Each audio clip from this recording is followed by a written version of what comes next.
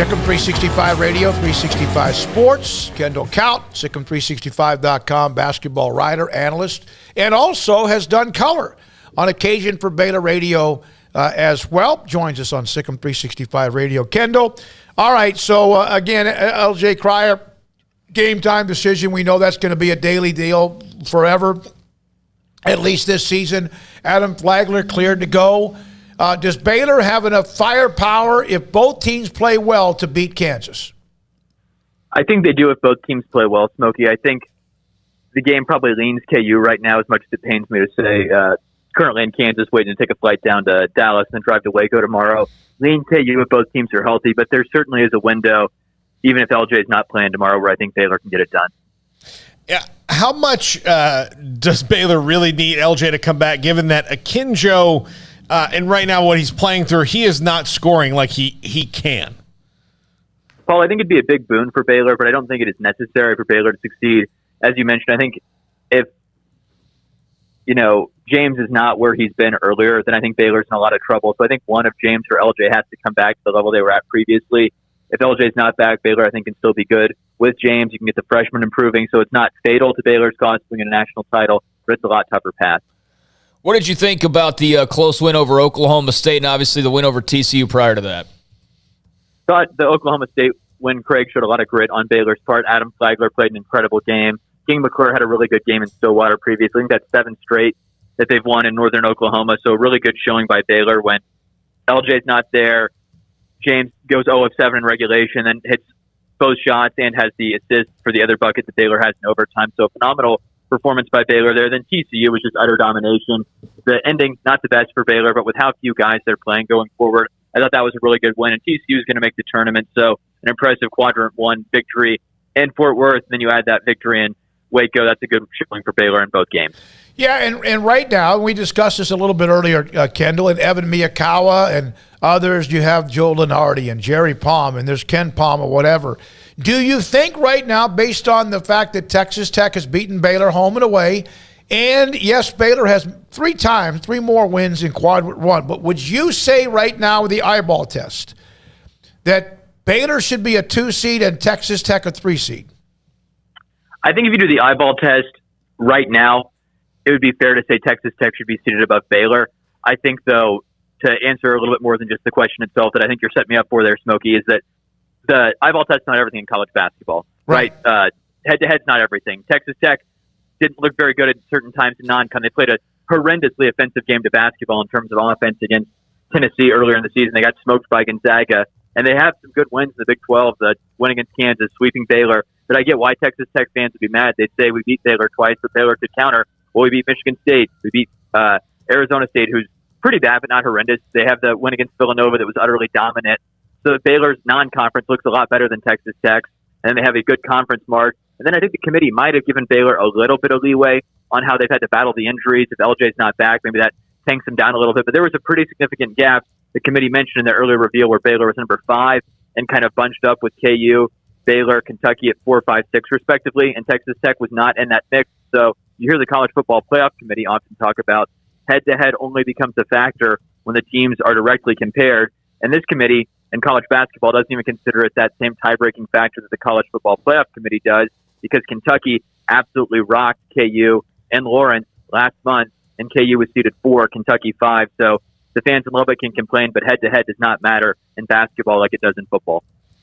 Kendall, now that you're down the stretch, you're in your last 3 games, and Kendall Brown has played really well and we're really within what they needed from him. But given that they might need a little bit more scoring if, again, LJ Cryer continues to linger and James Akinjo, doesn't get hot again, do you expect them to maybe unleash the Kraken a little bit with him and let him loose and score a little bit more?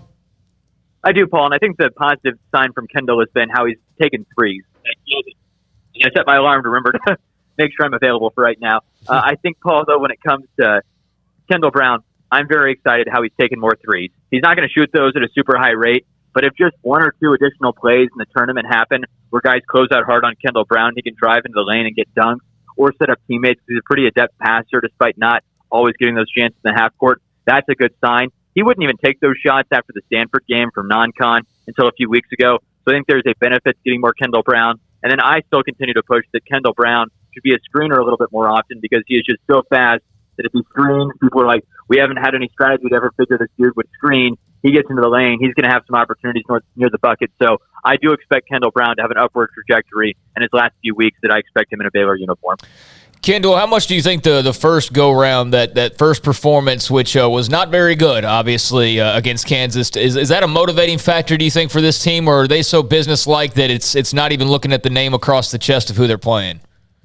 I think it actually is a motivating factor. I think some of them would say, hey, it's one game, go 1-0 every day is kind of their motto they have, Craig, but I think it is completely a motivating factor for them. The preparation for this game, Baylor does really in-depth scouting reports. They do detailed scouting reports, but at some level, you don't have to spend 4 hours saying, okay, is Ochai Agbaji going to drive left if the score's this way, or if it's a play, after KU's out of timeout play right here, are they going to try and set up an action for Christian Brown? Like, that's all fun. We enjoy doing that. We enjoy talking about that if you kind of analyze basketball.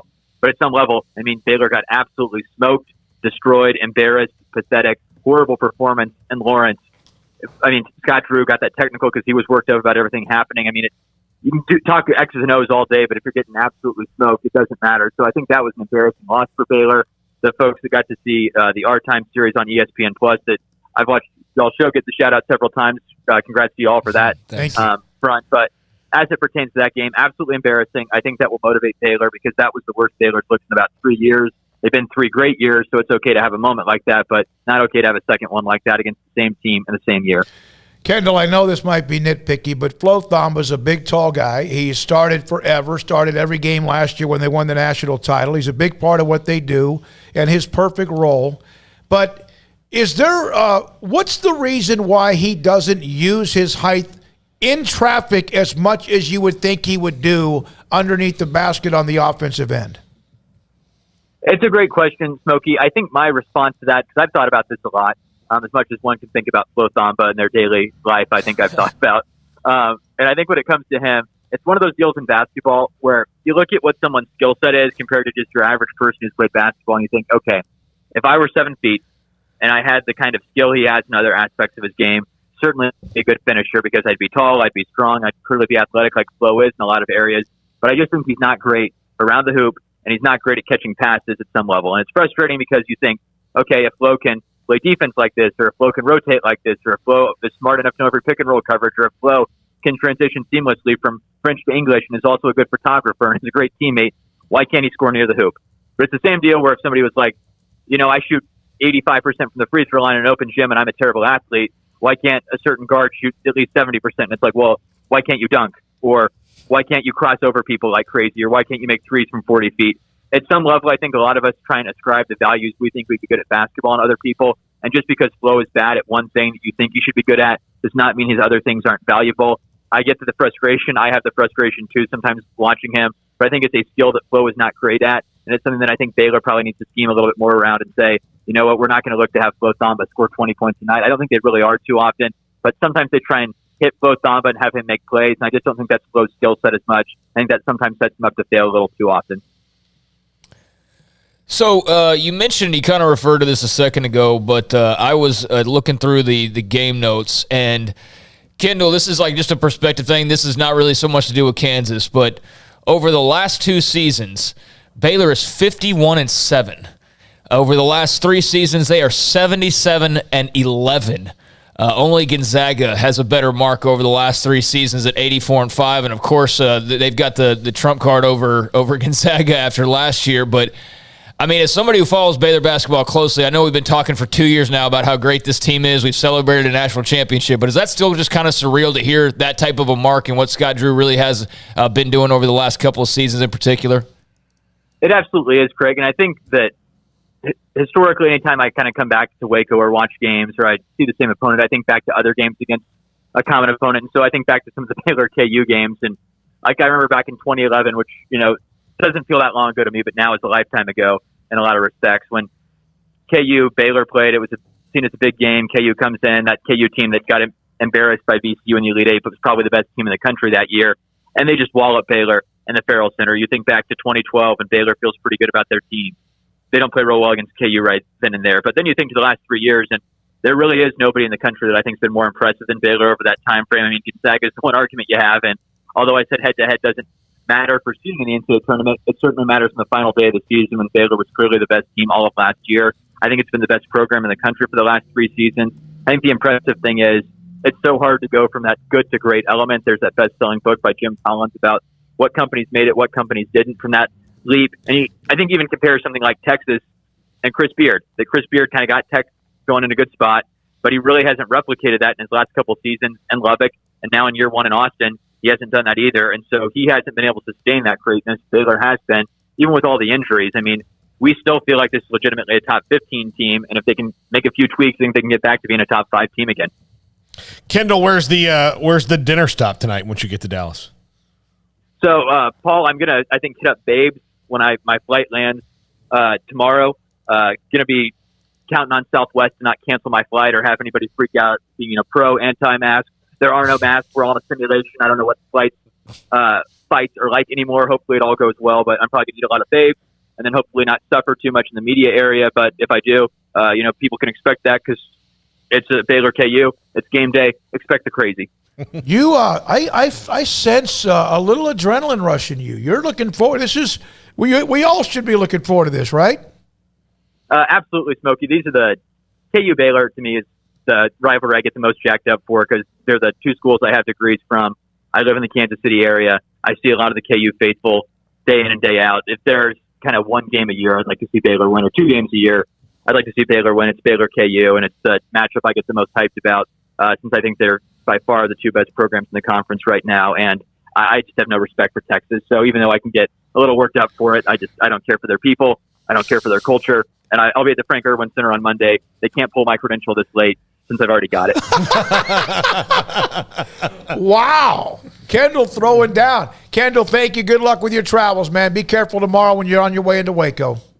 Always appreciate it, fellas, and thank you. Kendall Kaut, one of the great additions to Sic'Em365.com and also a part of our segments as well covering basketball. Remember like 2 or 3 years ago when somebody actually wrote an article calling for Scott Drew to get fired, and he's basically gone 51-7 with a national title since then.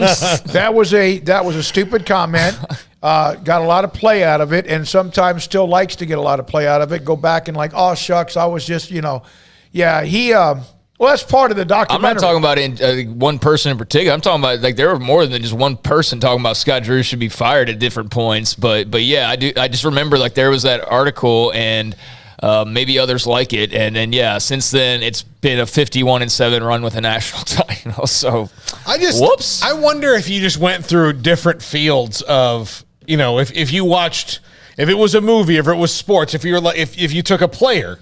If you're like, man, Michael Jordan just never going to win a title because he didn't do it when his first 2 years, or 4 years. You'd be like, well, you're maybe the people who said that. Look, I learned my lesson about Dirk Nowitzki. About you can't never ever say never because your true, peak as a professional, as an artist, as whatever you are, could be instead of where some people's when it's 27, yours could be when you're 34. Yours could be when you're 40. Who else is surrounding you? Yeah, exactly. You mean like people who are like, oh, well, Luka's never going to win a title in Dallas. It's heard that for years about Dirk. Luka's barely legally allowed to drink in this country. Exactly. He's kind of young still. Yeah. So how about Matthew Stafford? There would have been absolutely every reason known to man for you to say that Matthew Stafford will never win a Super Bowl. Not with the Lions. He just will never win a Super Bowl. And he just did. Yeah. Got away. And again, because he was able to change his neighborhood or who was around him as well and was an organization that compiled a bunch of stars.